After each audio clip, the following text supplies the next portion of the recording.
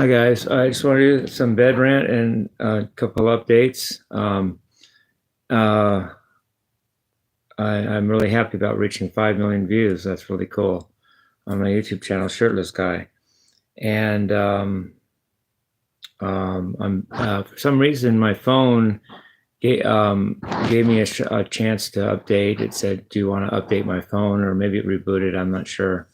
But my phone can finally doesn't flip off every 15 seconds anymore. Maybe I went to a bigger data plan, or maybe I went to a bigger piece of the cloud or something. I don't know. But for some reason my phone can handle my data now, so it's shutting off every 15 seconds, and so I'm able to do lives like this, or lives like that. No.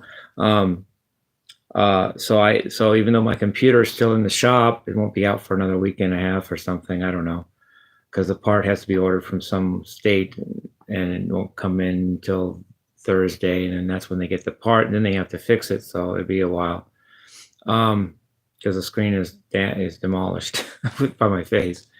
So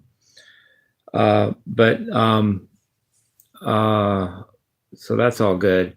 One thing though too is that the bank pulled a trick on me this month. I paid my mortgage like I always do. I paid it first thing. That's what I do. And then because it didn't add up, the balance didn't add up, or I was going to be too much in the hole this month, they reversed it. They just sent it back to me. So that means I didn't pay my mortgage this month, even though I did. I also had to pay $206 to get my computer fixed, and I guess I spent more than I had, so the bank decided, no, I know what we'll do. We'll give him back his mortgage, and that way, he won't be in the hole so much. But I also didn't pay my mortgage this month, and I'm short by about $65, which is ironically how much I have toward my next YouTube payment. But of course, that doesn't help me right this second, because first of all, 65 is less than 100, and they don't pay you till you get over 100. And second of all, it's not the 21st yet, which is the time of the month when YouTube pays you. So I don't know. So maybe I'm in financial problems right now. Maybe I'm see, that life is ironic, it has a twisted sense of humor sometimes. Like one good thing happens, but then something else happens that's just kind of in the opposite direction, just to kind of mess it all up, just for laughs, I guess, for somebody. Hopefully it all works out, and I don't lose my shack or my trailer or whatever it is my haters say I live in. But hence my somber tone. I'm all right. I'm not asking for help or anything. It's just, I'm just being transparent. I know somebody's going to hate me for that or laugh at that, but I'm just telling you how it's going with me. And, and also, since I can record again, I'm back on track as far as all my daily things, such as I did Button Up Monday yesterday. Today is Blues for Tuesday. And then tomorrow is Hump Day Lesson Day, and then Friday is the Friday Jack, and then Saturday is Two for Halen Saturdays. So I'm back on track with that. I have a new style. Someone said, "Why do I fidget with my hands?" I think it's because of my new breakthrough with my fingering on my left hand, and it makes me fidget a little bit because the hand's still getting used to it. I can stop, but I just like to fiddle with it. It keeps it agile, and I just had a breakthrough with my left hand technique with the 24 permutations of 4 elements, and I do a lot of drills with myself, even when I'm walking and stuff, to get that straight. In fact, why don't we do that right now? Why don't we do throw in a little guitar lesson while we're at it? Who says we have to talk about only one thing, and who says it all has to be, whatever. So again, I realized that to truly use all fingers to be a 4-finger player, you have to have your head around the fact that there's 24 permutations of 4 elements. Means that there's 24 ways of ordering your 4 fingers if you use them once each time. And to really use them independently, you have to get your head around that. And let's go over it again. So there's finger 1. So let's do this. 1, 2, 3, 4. 1, 2, 4, 3. 1, 3, 2, 4. 1, 3, 4, 2. 1, 1, 4, 2, 3. 1, 4, 3, 2. That's 6 of them. 2. 1, 3, 4, 2, 1, 4, 3, 2, 3, 1, 4, 2, 3, 4, 1, 2, 4, 1, 2, 2, 2, 4. Let's start with, okay, start with the 2 again. Sorry. 2, 1, 3, 4, 2, 1, 4, 3, 2, 3, 1, 4, 2, 3, 4, 1, 2, 4, 1, 3, 2, 4, 3, 1. Okay, that's 6 more. Next, 3, 1, 2, 4, 3, 1, 4, 2, 3, 2, 1, 4, 3, 2, 4, 1, 3, 4, 1, 2, 3, 4, 2, 1. That's 6 more. The next 6 are 4, 1, 2, 3, 4, 1, 3, 2, 4, 2, 1, 3, 4, 2, 3, 1, 4, 3, 1, 2, 4, 3, 2, 1.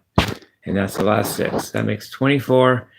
And even though you don't, you don't know, hey, you don't have to think finger numbers when you play, but you have to get your head around all those 24 permutations. Otherwise, you are still thinking like a 3-finger player. You're just using 1 finger interchangeably. And that's the breakthrough I had. And that along with the fact that that was a big thing toward letting me sound like Alan Holdsworth. Or if you don't think I sound like Alan Holdsworth, it's a big thing toward my new sound, which I think sounds a lot like Alan Holdsworth. The other part of that breakthrough was what I had already done a few months ago, which is the musical part of the breakthrough. This is the technical part. Technically, it's still music, but it's the technique. The musical part was that when I realized that I know my scales. I know my scales. I know the scales that they say to play, and I know the scales that make it sound right. So I also know I can just choose not to do that, so that it sounds really strange. And so along with the 4-finger idea, is the idea that I don't play anything that I know will sound like what's already been played. For instance, if I know what an aharmonic is, I won't play that at the time. I'll play a whole tone, but then or a mixed Lydian, but then change back to a Lydian, or switch it up a lot. Either either make up your own scale entirely, or switch scales so fast that it sounds like you're not playing any one scale at one time. And either one of those will make you not. Any one of those 2 ideas will make you not sound like everyone else has been sounding for 500 years. The sound of, we tell you what scales that sound good, we tell you what scales to play, and you play like this, and you'll sound like that because we said to, and you did what we said. Rather than that, either make up your own scales, just play whatever note you feel, or deliberately don't play a certain scale, but play something different, or if you do play something for a second, change to something else really quickly, and so you don't play anything for any long length of time, and that way you don't sound like you're just playing what the books say to play. And then along with that musical idea and the 4-finger under my hand, getting my head around the 4-finger permutations, I think I have a new sound where it sounds a lot like Alan Holdsworth. But I don't even know any Alan Holdsworth solos. In fact, I learned when I was in college. I spent like a year and a half in college. No, I spent when I started. No, I spent 3 years in college doing Alan Holdsworth, because I played guitar for the last 2 years of high school. So when I started college, I was already doing Alan Holdsworth licks, and I stayed in college for 3 years. So for 3 years, I played just Alan Holdsworth stuff, and I was good. I could play Alan Holdsworth licks for 45 minutes and not repeat myself. But then when I left college, I just forgot all those solos and went with Randy Rhoads. Not literally, but I took up heavy metal again and rock and roll, and forgot about Alan for like the next 40 years or whatever. Now I'm picking it back up.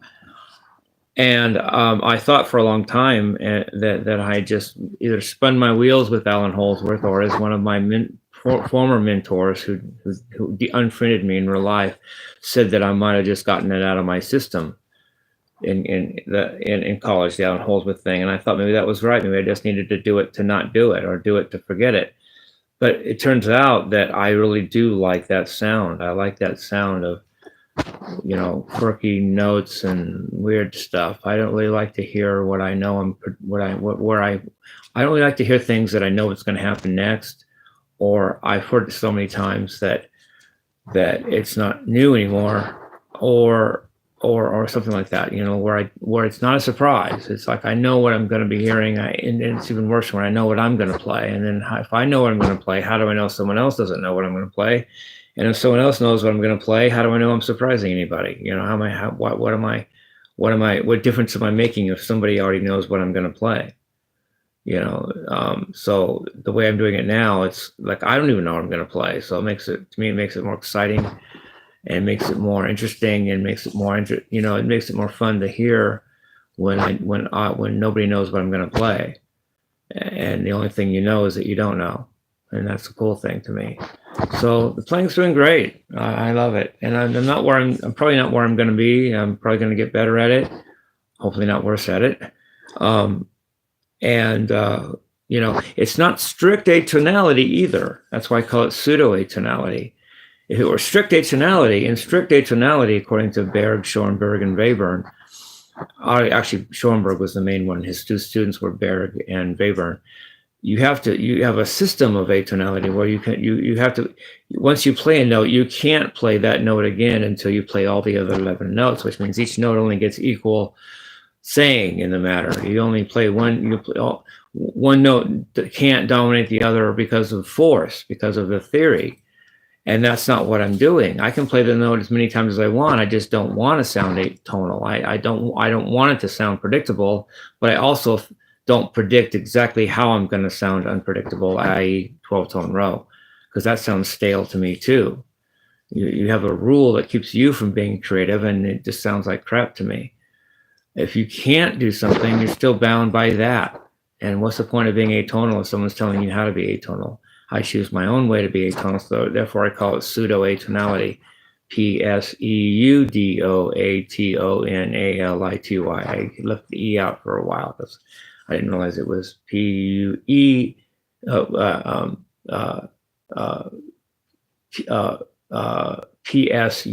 PSEUDO. I thought it was PSUDO, but it's PSEUDO, pseudo atonality. It's not, you play what you want, but don't try not to play tonal so that everybody can predict what you're going to play and it sounds like predictable and boring. So love you guys, peace, love, and rock and roll.